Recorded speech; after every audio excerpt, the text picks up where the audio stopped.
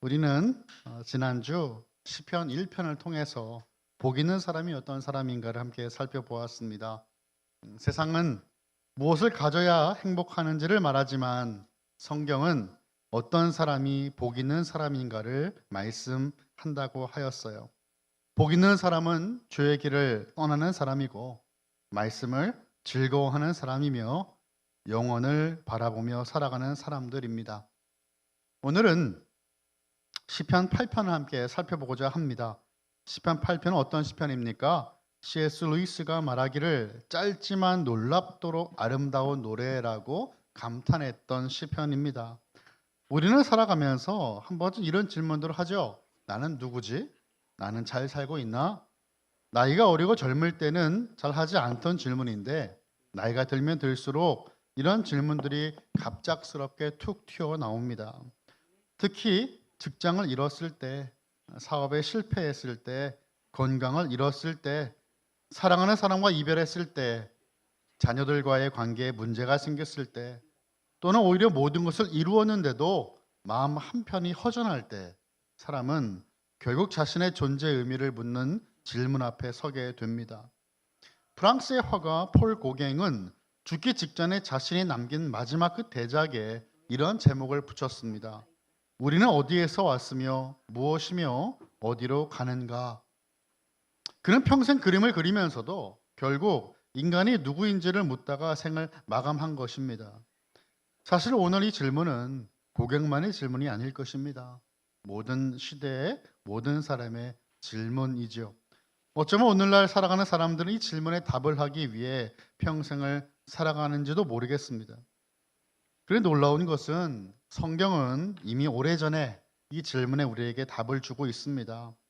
오늘 본문의 시편 8편은 단순히 하늘의 해와 별과 달을 노래하는 시가 아닙니다.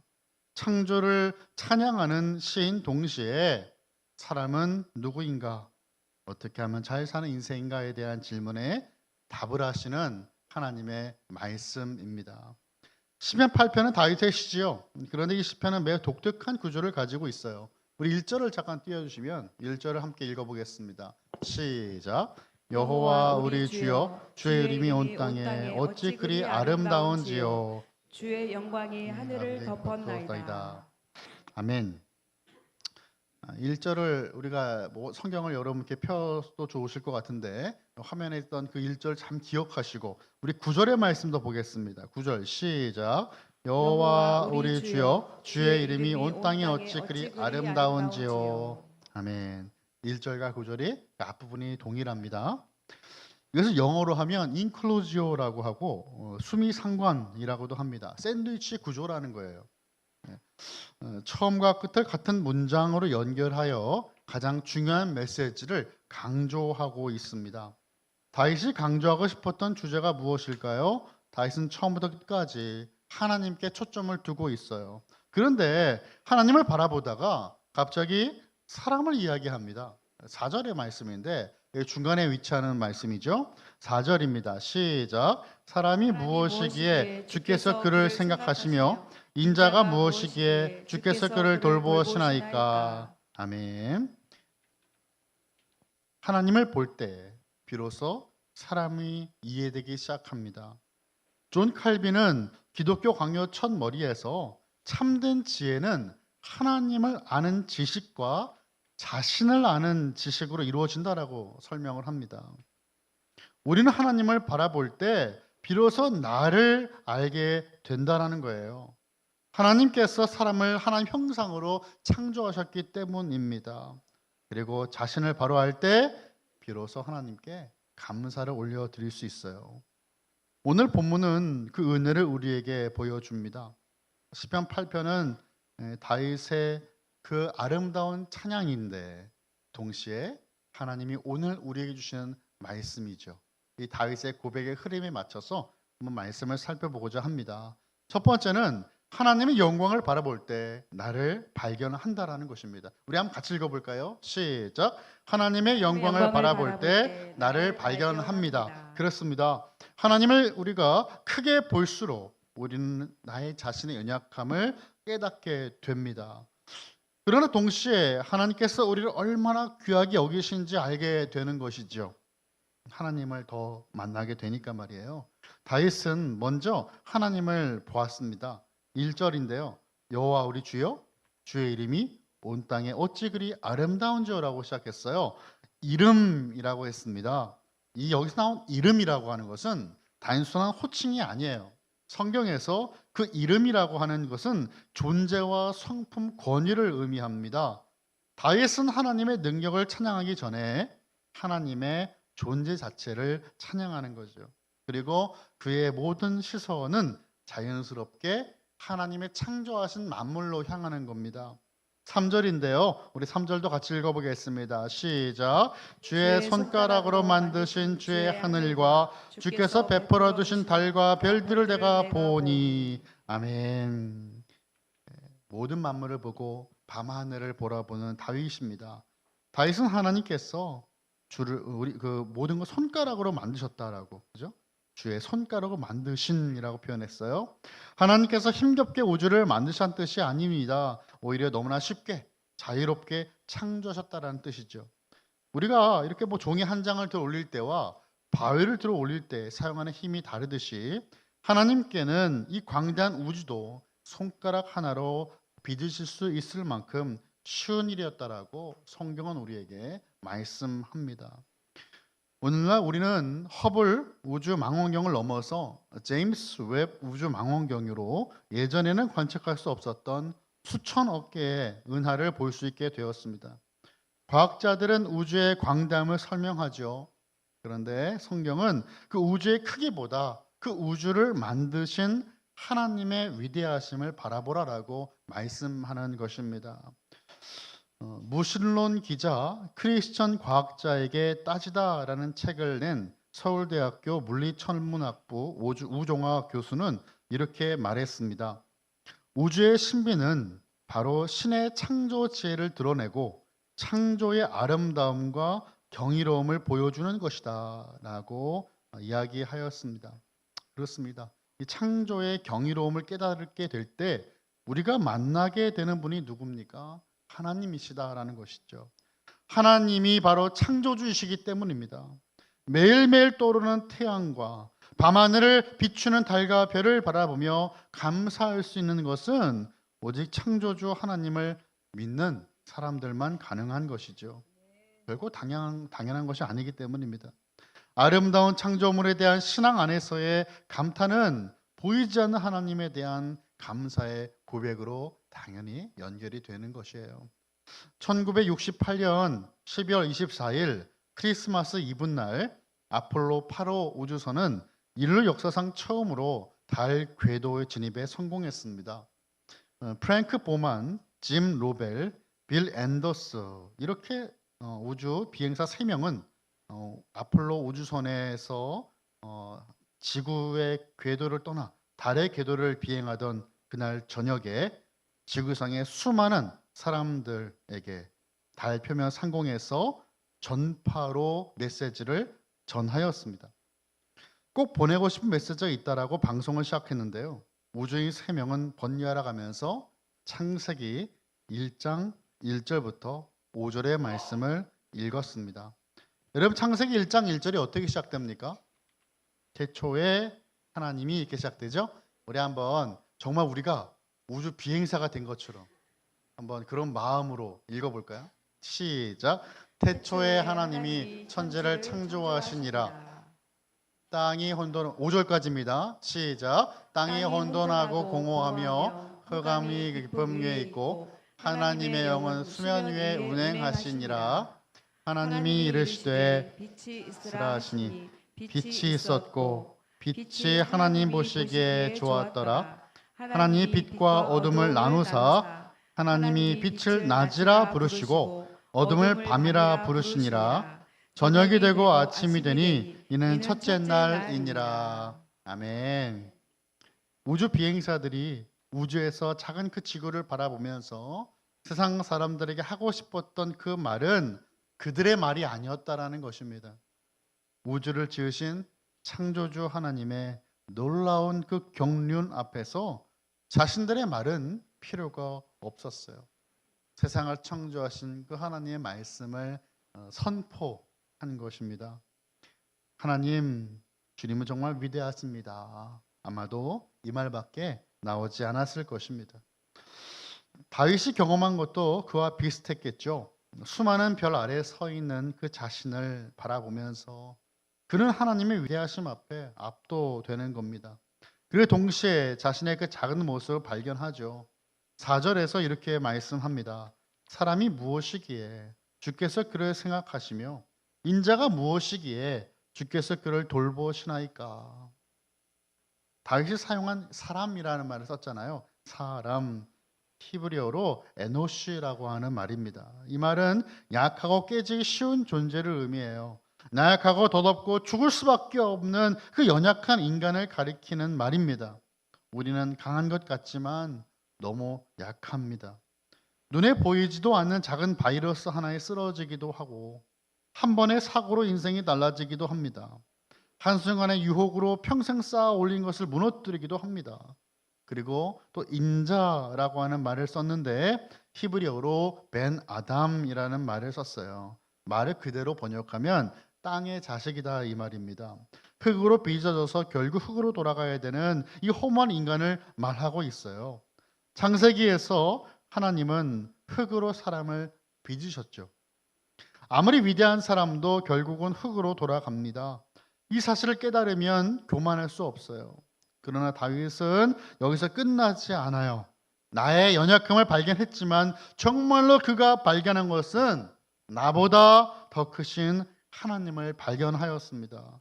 다윗은 이 광대한 밤하늘을 바라보다가 문득 이렇게 고백하고 있는 것이에요. 4절을 다시 보니까 사람이 무엇이기에 주께서 그를 생각하시며 인자가 무엇이기에 주께서 그를 돌보시나이까. 이렇게 고백했다 이 말이죠. 우리가 이렇게 한번 쓱 보면 절망하나? 이 질문이 왜 나오지? 라고 생각할 수 있지만 사실 이것은 답을 몰라서 던진 질문이 아닙니다. 이것은 답을 이미 알고 있기 때문에 터져 나오는 감탄이죠.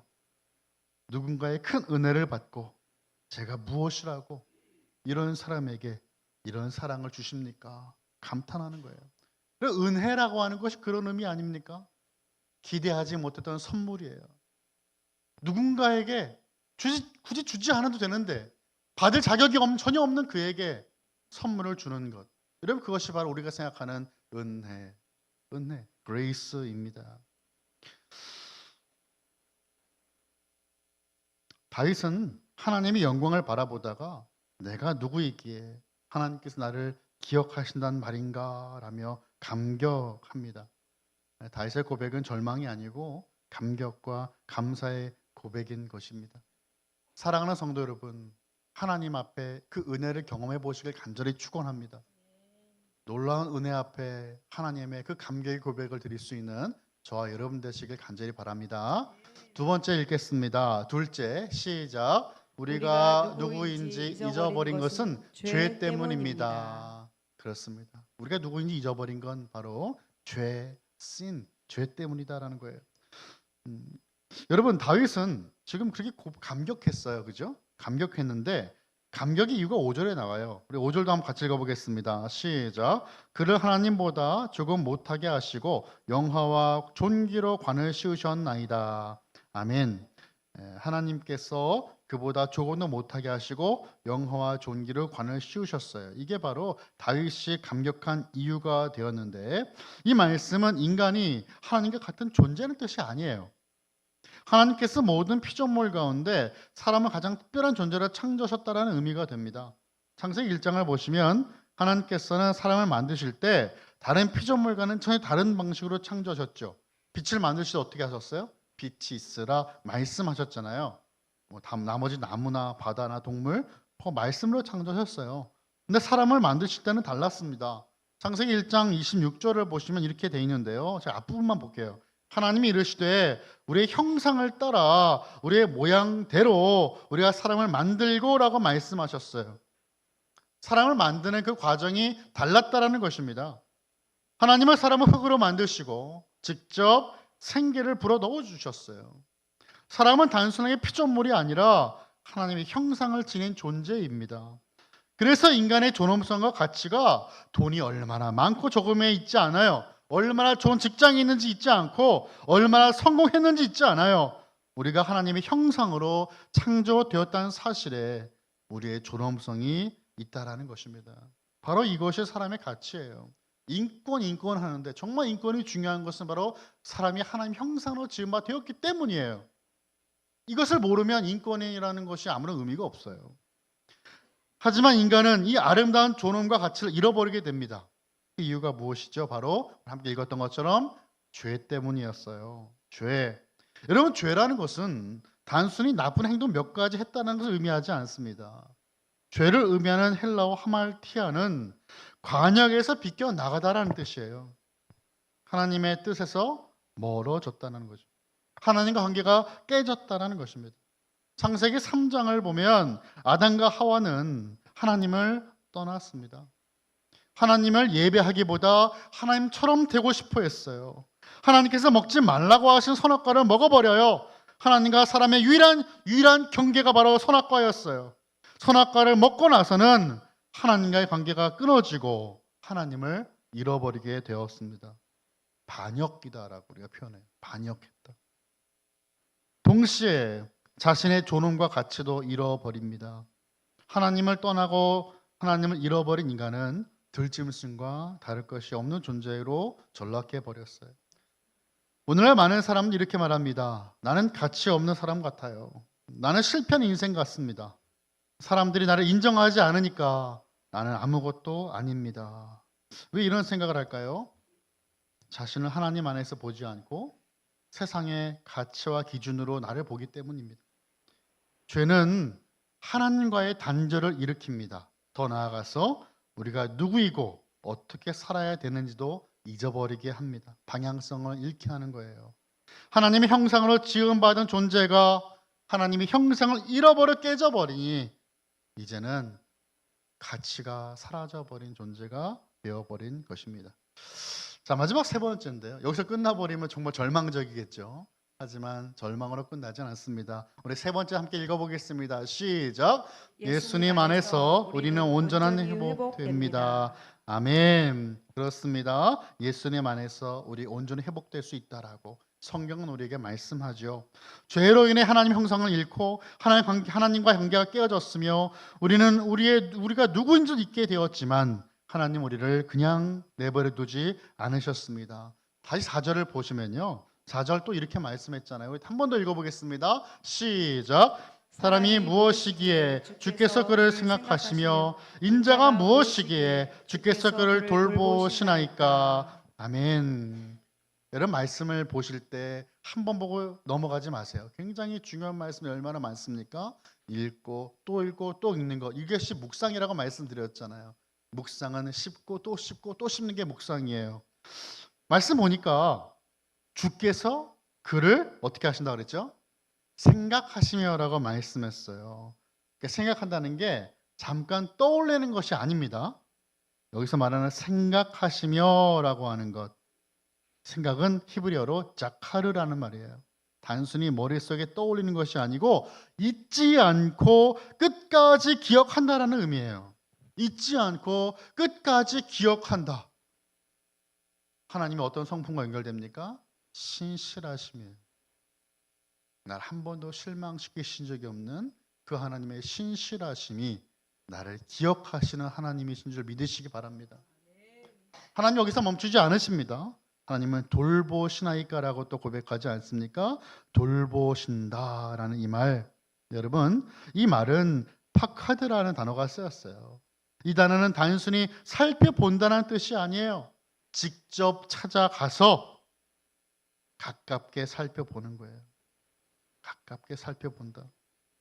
구약에서 하나님께서 자기 백성들을 찾아오실 때 자주 사용되었던 단어들입니다. 하나님은 우리를 생각하시고 우리를 돌보신 하나님이에요. 고대 근동 사람들은 당시에 유행했던 창조 신화에 익숙하게 살아갔습니다. 이게 세상 문화잖아요. 우리도 예수님 믿지만 우리 한국 사회가 유대의 어떤 종교와 불교 종교에 아주 깊숙한 영향을 받지 않았습니까? 마찬가지예요. 고대 근동사의 사람들이 생각했던 그들이 만들어냈던 창조신화에 익숙했던 사람들이 바로 이 성경이 쓰여졌을 당시 사람들의 문화였어요. 자연은 그 자체로 신성한 존재로 여겨졌습니다. 신들의 사체를 쪼개서 세상을 만들었다고 하는 그 신화는 자연 속에서 신의 신성이 깃들어져 있다는 생각을 하게 했어요. 그리고 인간은 당연히 신보다 비천한 존재고 신의 시중을 들기 위해 창조된 도구로 여겨졌어요. 그러니까 신들이 딱 보니까 너무나 귀찮은 일들이 많으니까 이 일을 시키려고 사람을 만들었다라고 고대 근동 사람들은 생각했어요. 그런데 다윗은 이러한 사상들의 정면으로 지금 이 세상을 뒤집는 것입니다. 광활한 우주에 비해 인간이 비록 보잘것없는 에노시와 벤 아담에 불과하지만 하나님은 이러한 인간을 우주 만물보다 귀하게 여기신다라는 것이었어요. 어떻게 하신다 그랬죠? 생각하시고 돌보신다 그랬죠. 얼마나 놀라운 말씀입니까? 우리는 하나님을 잊어버렸지만 하나님은 우리를 잊지 않으셨다는 거예요. 우리는 하나님을 떠났지만 하나님은 우리를 위해 찾아오셨다는 것입니다. 말씀이신 예수님이 육신을 입고 이 땅에 들어오셨습니다. 오늘 이것을 성육신이라고 이야기하죠. 이것이 바로 복음의 시작이에요.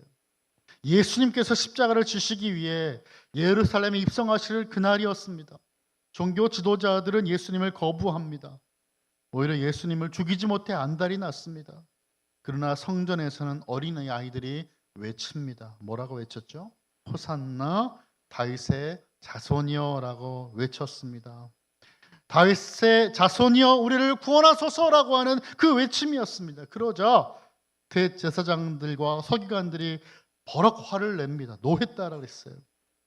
하지만 예수님은 이때 시편 8편 2절의 말씀을 인용하셨어요. 이 말씀이 마태복음 21장 16절의 말씀입니다. 우리 한번 같이 읽어보겠습니다. 시작. 예수께 말하되 그들이 하는 말을 듣느냐.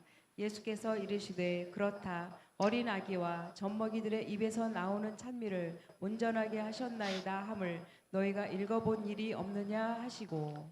아멘. 그리고 이제 시편 2편과 비교를 하면 시편 2편 8편 2절과 비교를 해보면 이렇습니다. 주의 대적으로 말미암아 어린 아이들과 젖먹이들의 입으로 권능을 세우시며 이는 원수들과 보복자들을 잠잠하게 하려 하심이니이다라고 하신 이 말씀을 예수님은 사용하신 거죠. 여러분 왜 예수님이 시편 그 많은 말씀 중에 왜 시편 8편 2절의 말씀 인용하셨을까요? 시편 8편은 단순히 찬양을 노래하는 시가 아니라는 것입니다. 샌드위치라고 말씀드렸잖아요. 하나님의 창조의 그 아름다움을 찬양하는 그 앞과 뒤 사이에 있는 그 내용이 중요하다라는 거예요. 무엇이었어요? 인간을 이 땅에 오신 하나님, 예수 그리스도가 담겨져 있다라는 것이에요. 하나님 창조주 하나님께 드릴 찬양이 메시아이신 예수 그리스도께로 이어지는 시편이 바로 시편 8편의 말씀입니다. 가장 연약한 어린 아이들의 입술이 예수님을 찬양합니다. 강한 자들이 아니고요. 약한 자들이 메시아를 알아보았어요. 이것이 하나님의 나라입니다. 그리고 이것이 하나님의 은혜입니다. 우리는 스스로 하나님을 찾아갈 수 있는 존재가 아니에요. 그러나 하나님께서 먼저 우리를 기억하시고 먼저 돌봐주셨으며 찾아오셨다라는 거예요. 사랑하는 성도 여러분, 저와 여러분을 하나님은 기억하시고 찾아오시며 끝까지 붙들어 주십니다. 우리 그런 사람들이에요.